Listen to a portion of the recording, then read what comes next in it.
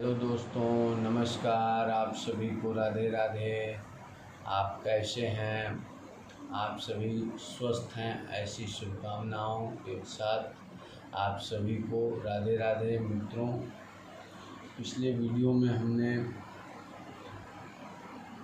श्री शिव महापुराण के श्री द्वितीय श्री रुद्र संहिता के 9वें अध्याय, जिसमें शिव जी द्वारा ब्रह्मा जी को और श्री हरि विष्णु जी को दिया गया उपदेश और उनके मध्य व्याप्त विद्वेष को किस प्रकार से शांति प्रदान किया गया। अब हम इस वीडियो में 10वें अध्याय पर मित्रों चर्चा करेंगे। शिव महापुराण के द्वितीय श्री रुद्र संहिता के 10वें अध्याय में मित्रों हम ब्रह्मा जी, श्री हरि विष्णु जी और श्री रुद्र के कितने आयु काल क्या हैं, इसके बारे में हम गहन से चर्चा करेंगे। मित्रों, महादेव जी द्वारा बताया गया श्री हरि विष्णु जी को और श्री ब्रह्मा जी को कि विष्णु जी को बताया गया महादेव जी द्वारा कि आपके संबंध में मेरी यह और भी आज्ञा है कि आप सर्वदा सभी लोगों में पूज्य और मान्य हो जाएंगे। श्री ब्रह्मा जी के बनाए गए लोगों सृष्टि में कभी दुख यदि उत्पन्न होगा तो आप ही उस दुख का निवारण करेंगे और तत्पर रहेंगे इस कार्य के लिए, और मैं आप सब कार्यों में सहायता करूंगा, ऐसा महादेव जी द्वारा बताया गया। आगे महादेव जी द्वारा यह भी बताया गया कि आपके कठिन से कठिन शत्रुओं को भी मैं जड़ से ख़त्म कर दूंगा, मारूंगा उन्हें,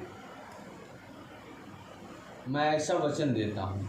महादेव जी द्वारा वचन दिया गया श्री हरि विष्णु जी को एवं श्री ब्रह्मा जी को कि आपके ही द्वारा श्री ब्रह्मा जी को निर्धारित किया गया कि आपके कार्य यह है कि आप इस सृष्टि के में नियम का कार्य आप बनाने का कार्य आप करेंगे और इस सृष्टि के पालनहर्ता के रूप में श्री हरि विष्णु जी रहेंगे, और आप दोनों के सामने यदि कोई कठिनाई आएगी, कोई शत्रु आएगा, कोई असुर आ जाएगा तो मैं उसका वध करूंगा, ऐसा महादेव जी द्वारा बताया गया श्री हरि विष्णु जी को एवं श्री ब्रह्मा जी को।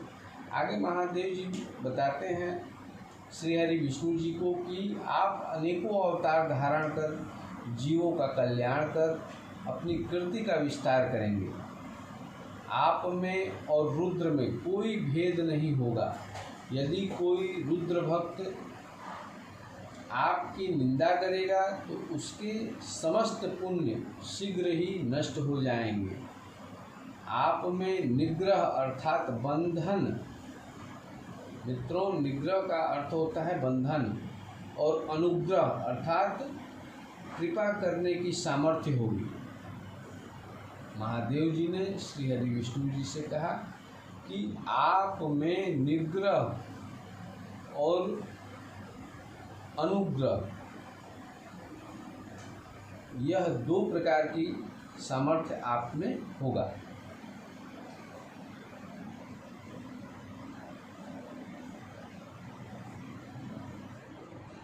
आगे ब्रह्मा जी श्री नारद जी से बताते हुए वृत्तांत आगे कहते हैं कि ऐसा कहकर मुझ ब्रह्मा का हाथ विष्णु के माथे, श्री हरि विष्णु के माथे पर रखकर शिव जी ने कहा कि तुम सर्वदा इनके दुख में सहायता करना। महादेव जी ने कहा, ब्रह्मा जी का हाथ पकड़ के श्री हरि विष्णु जी के सर पे रख दिया और उन्होंने कहा कि आप हमेशा, अर्थात ब्रह्मा जी हमेशा श्री हरि विष्णु के दुख में सहायता करेंगे और मार्ग इनका प्रशस्त करेंगे, और आप सबके अध्यक्ष और भुक्ति मुक्ति देने वाले हैं। ऐसा ब्रह्मा जी के लिए महादेव जी ने कहा। आगे कहते हैं, वृतांत सुनाते हुए श्री नारद जी से श्री ब्रह्मा जी आगे बताते हैं कि आगे महादेव जी ने कहा कि आप सब कार्यों में के साधक और सबके प्राण रूप हो जाएंगे।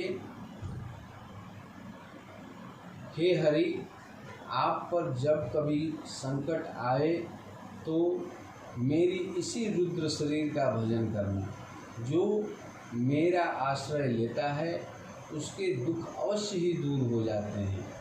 जो मुझ में और आप में अंतर जानता है वह निश्चय ही नरक में गिरता है। अब इन तीनों देवताओं के आयु बल को सुनिए। 4000 युग का ब्रह्मा का एक दिन होता है और इसी क्रम से रात भी जाननी चाहिए। 30 दिन का एक महीना और 12 महीने का एक वर्ष, इस प्रकार के वर्ष प्रमाण से ब्रह्मा के 100 वर्ष की आयु होती है। और ब्रह्मा जो एक वर्ष विष्णु जी का एक दिन कहलाएगा और वह भी इसी प्रकार के प्रमाण से 100 वर्ष जीवेंगे, तथा विष्णु जी का एक वर्ष रुद्र के एक दिन के बराबर होगा और इसी क्रम से वह भी 100 वर्ष स्थित रहेंगे। तब सदाशिव के मुख से एक श्वास उत्पन्न होती है जिसमें उनके 21,000 के 100 और 600 दिन रात होते हैं। उनके 6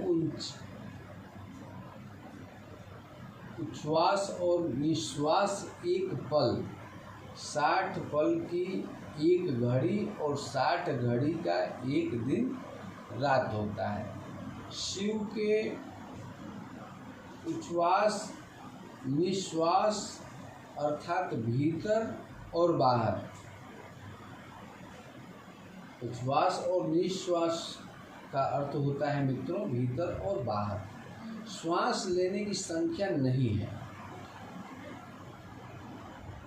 शिव जी के उच्छ्वास और निश्वास अर्थात भीतर बाहर श्वास लेने की संख्या ही नहीं है। वो कितनी भी संख्या में श्वास अंदर शरीर के ले सकते हैं और बाहर छोड़ सकते हैं, अथवा किसी एक बिंदु, मित्रों किसी एक बिंदु पर महादेव, ब्रह्मा और विष्णु के कई जन्म बिता सकते हैं। ये सामर्थ्य हमारे महादेव में है। इसी कारण शिव जी का उत्थान अक्षय है। अतः आप मेरी आज्ञा से मेरे रूप की रक्षा करते हुए अनेक प्रकार के गुणों से सृष्टि का कार्य कीजिए। श्री ब्रह्मा जी कहते हैं कि जब शिव जी ने ऐसा कहा तब उनके वचनों को सुनकर श्री हरि विष्णु जी ने विश्वेश को प्रणाम कर कहा कि हे कृपा सिंधु, मैं आपकी सब आज्ञाओं को शिरोधार्य करता हूँ और वचन देता हूँ कि ऐसा ही करता रहूँगा। फिर शिव जी ने अपनी मंगलमय हाथ विष्णु जी के सर्वांग पर फेर कर उन्हें धर्मोपदेश देकर अनेकों प्रकार के उनको वर दिए और देखते देखते शीघ्र ही अंतर्ध्यान हो गए। मित्रों, उसी समय इस लोक में लिंग पूजा की विधि चली थी। वहीं से यह परंपरा, लिंग पूजन की परंपरा मित्रों वहीं से चली है। लिंग से प्रतिष्ठित शिव जी भुक्ति मुक्ति प्रदायक हैं। यदि कोई इस आख्यान को लिंग के समीप पढ़ता है तो वह 6 महीने में शिव रूप हो जाता है। हे मुनियों, इसका पुण्य फल कहने में मैं असमर्थ हूँ। ऐसा श्री ब्रह्मा जी बताते हैं कि इसका इतना अत्यधिक पुण्य का फल मिलता है श्री शिव महापुराण सुनने और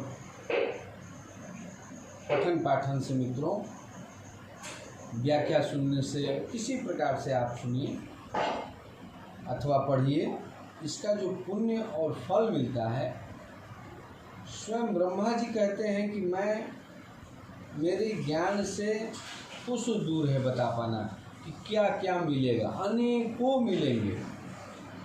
इसी क्रम में मित्रों, श्री शिव महापुराण के श्री द्वितीय रुद्र संहिता का 10वां अध्याय समाप्त होता है। मित्रों, अगले वीडियो में हम 11वें अध्याय में शिवार्चन विधि और उसका फल के बारे में